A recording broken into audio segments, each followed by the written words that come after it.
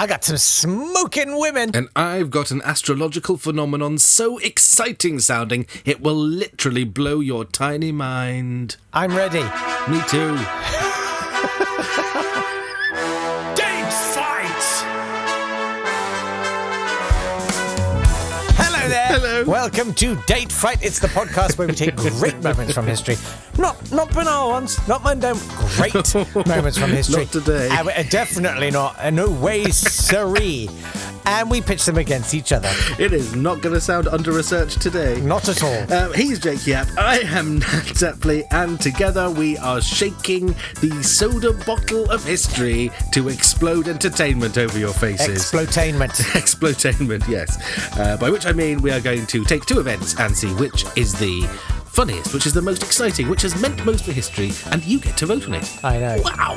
Because unlike some people, we believe in democracy, and unlike some people, we abide by results. Yes, we do. Yes, we do. Don't make me say it. I don't even know what is it you were going to say. Leave means leave now.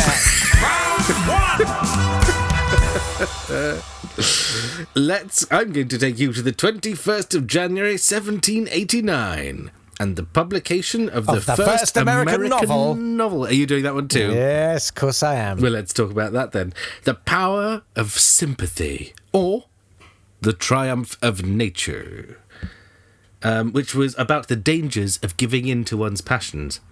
Do you read about the amusing subplot about his next-door neighbour? Tell me the moving subplot of his next-door neighbour. So, the man who wrote it wrote about his next-door neighbour. It was amusing. No. There was his next-door neighbour was called Perez Morton, and he seduced his own sister-in-law, Fanny Apthorpe. She became pregnant and committed suicide. But Morton wasn't punished at all. No. So it got written into this novel, and he changed the names from Morton to Martin. You would never guess. No, and he also changed Fanny to Ophelia. Ophelia. Why not go double just called barrels? her Ophelia Fanny. Yeah. Ophelia Fanny. We were both there for that. We're both grabbing at that. The thing was that he published it under a pseudonym, didn't he? He said it was Sarah Wentworth Apthorpe Morton of Boston, who was a poet. Well, I think someone else did, didn't they? Someone else ascribed it to a woman. So for a whole century, they thought it was someone else who wrote it. No, you're absolutely right.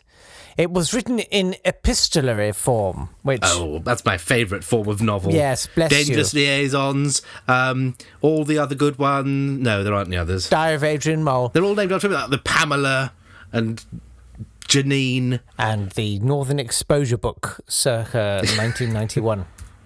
It's a series of documents. Yes. Combined to make a novel. And they're always terrible. Epistolary novels are always terrible. Oh, Bridget Jones is one, isn't it? Oh, no, it's a diary. That's not quite the same. Yes, it is. No, diary counts. Oh, there we go. And yes, Minister. Okay, I'm wrong. I'm just wrong, Jake, okay? Fine. Do you know what I think, mate? I think you're angry, mate. Yeah, there's a lot of it about today. What are you angry about, babe? Epistolary novels. The thing is, in your case, I could believe that was actually it. Oh, mate. Oh, they just whine me. They grind my gears. Oh, dear sir, this. Oh, it's always circling around. Someone fancies someone else and they don't realise that the other person fancies. Just say it. Just have a narrator who tells you what's happening. It was supposedly quite a moral tale, wasn't it, this? Yeah. A didactic text. Yes, it was about Mr. Harrington.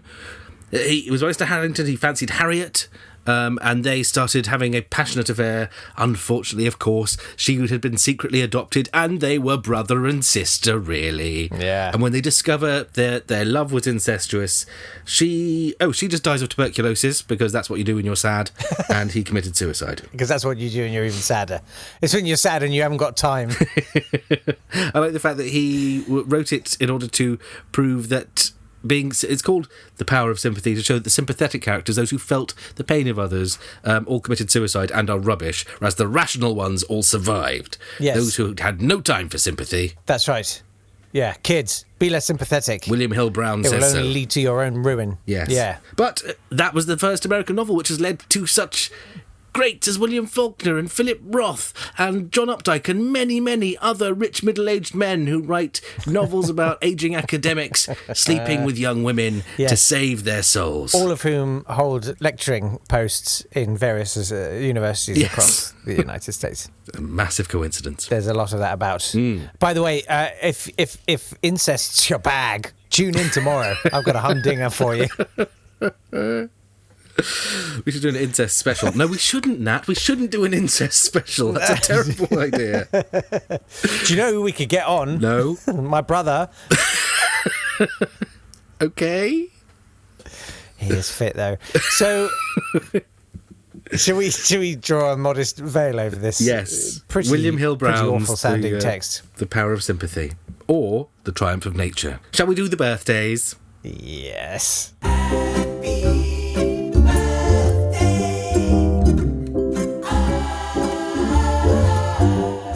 Yes! Happy birthday to number 4th best Spice Girl, Emma Bunton! Happy birthday to... The way you rank them with such conviction. I stand by that. I stand by that. You assume Sir, you assume consensus where there is none. I think you'll find I don't need consensus. I am issuing orders. No. Then I beg you, good sir, choose a pistol and I shall see you at dawn. All right, sir. I'm just still cross about epistolary novels. I can't get them out of my head. Man, I know. I hate them so much. Babe, how can I unwind you? I don't know. It's you do anyway. know, Happy babe. birthday to Rasputin. Babe, you do know. You wouldn't do it. Happy birthday to... Don't bet on it. Happy birthday to unkillable Russian wizard Rasputin. And also happy birthday to Gina Davis, who we watched Deep Blue Sea the other night, just because it was on, and you always have to watch Deep Blue Sea when it's on. And it was made less pleasant as we watched it. Went, why is this lead character, the woman in it, so unpleasantly written and directed? And also, why is she cast this person who just isn't really very good but looks a bit like Gina Davis? And then you realise it was directed by Rennie Harlin just after he'd divorced Gina Davis. Oh, and that's why there's an unpleasant character who looks like Gina Davis and behaves like an arse and takes all their clothes off at the end of the film. Okay. It felt much less savoury after we'd noticed that. Anyway, happy death day to Georges Méliès, who did that film about the moon what got a rocket stuck in its eye. Also, happy death day to Kulak-killing Russian leader Vladimir Lenin. Actually, he didn't kill as many kulaks as Stalin. He came up with the new economic policy, which was better, but ignored later on. And also, happy death day to citizen Louis Capet, who started his reign as Louis XVI of France, but lost his title and his head. Happy death day to him. Amazing. That's the death days. Ta-da! Round 2! I'm feeling good about this one. Are you? I like this one. Yeah, I'm taking you to the 21st Good, because mine is not a winner, I don't think. So I'm looking forward to hearing yours. Sweet. Make it a nice long explanation. Yes, I certainly will. 21st of... While you look up yours. 21st of January, 1908. I know what it is. No, you don't. Yes. 21st of January, if I can hear your... so help me. If I hear your little fingers on the keyboard. Unbelievable. Riffling through books, not on a keyboard. Going through books. Oh, is it... Down this... I'm not being funny, but what you're making there is epistolary. Oh, no. It's self-hatred, isn't it? That's what this is really about. It is. All hatred is self-hatred. All of my hatred is well-deserved self-hatred.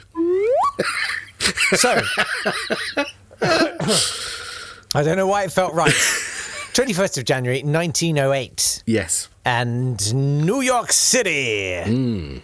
Great town. City that should really get a lot more sleep. My kind of town. No one's rational in there because it's just not sleeping enough. It passes the Sullivan Ordinance. Ah, yes. Which makes it illegal for women to smoke in public. No, never looked. Only to have the measure vetoed by the mayor. Now, this is interesting because it was sort of socially frowned on for women to smoke in public after that. Now, I mean, why should we care apart from, the oppression of women, giving them the right to... apart from that, yeah. Jake, we all know about the oppression of women. You people always go on and on about oppression this. Yeah, and just because it's still ongoing, doesn't mean you have to keep banging on about... Yeah. You keep talking about domestic violence. Well, guess what? I've been in this country for 45 years, and I'm not that old, but I've never seen any domestic violence at all, so I don't believe it happens. I've never domestically violenced anyone. In fact, you mentioning it violences my opinions. The only violent one here is you, Jake. With special guest... You're the violent Date fight with special guest Laurence Fox. And why should we care? We should care because it's the oppression of women. Secondarily, and obviously massively secondarily, Edward Bernays exploited this. Now, do you know about him? Did he invent Bernays sauce? No. But bizarrely, his brother, Geoffrey Hollandaise... No. I like the fact you went straight to Heidi High there, Geoffrey Hollandaise. Of course I did. Of course, it's all I had. The interesting thing, though, if you want to talk about interesting relatives, he was the nephew of Freud. Oh. As in... sometimes a cigar is just a cigar, as Freud once so famously said. Funny how he chose a cigar, though. Yeah. Anyway, he invented public relations because before then it was called propaganda and had become a bit of a dirty word. Yeah. So he called it public relations, and he linked smoking with suffragism. Oh. Solely to boost cigarette sales amongst women. He called them torches of freedom. Nice. And said, no, ladies, you certainly should. You're coating your lungs with the black fluid of freedom. This is on a bit, but at the 1929 Easter Sunday parade in New York, he sort of got a load of women to go there and smoke cigarettes. Oh.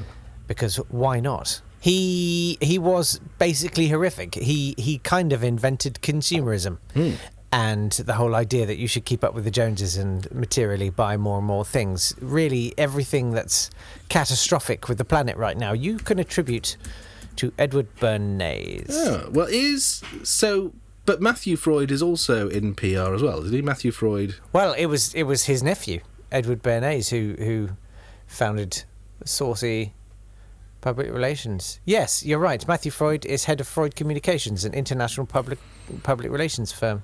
Yeah. Clement is the grandson, so it's his great-grandson. Yeah. So he's the great-grandson, yeah. Now you know.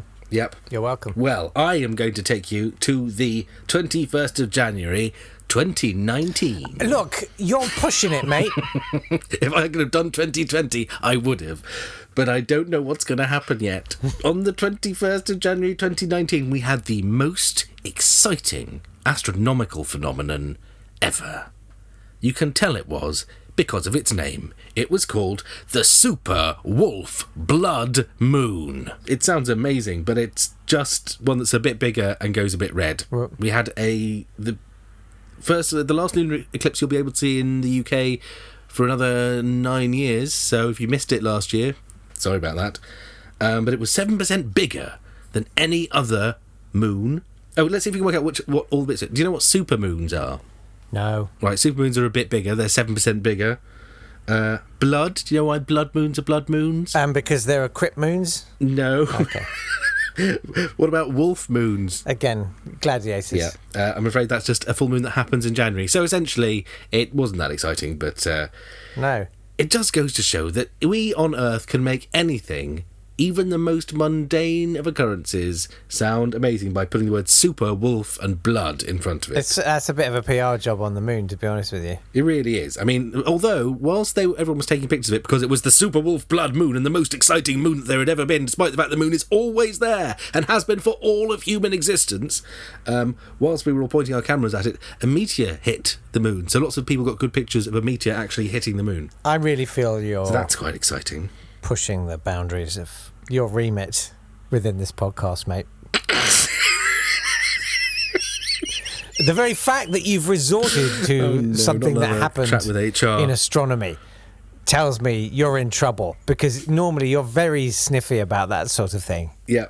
And the fact that even as it unfurled and you described it, things that would not have happened, basically dismissing it. Yeah. Well, it deserves dismissing. It's the moon. It was going to happen anyway. If people are listening right now, I hate the moon. You know who to vote for. It's written so many epistolary novels. It's very, very simple. Nat has got anger issues to deal with. Why not give him one more? and vote for me.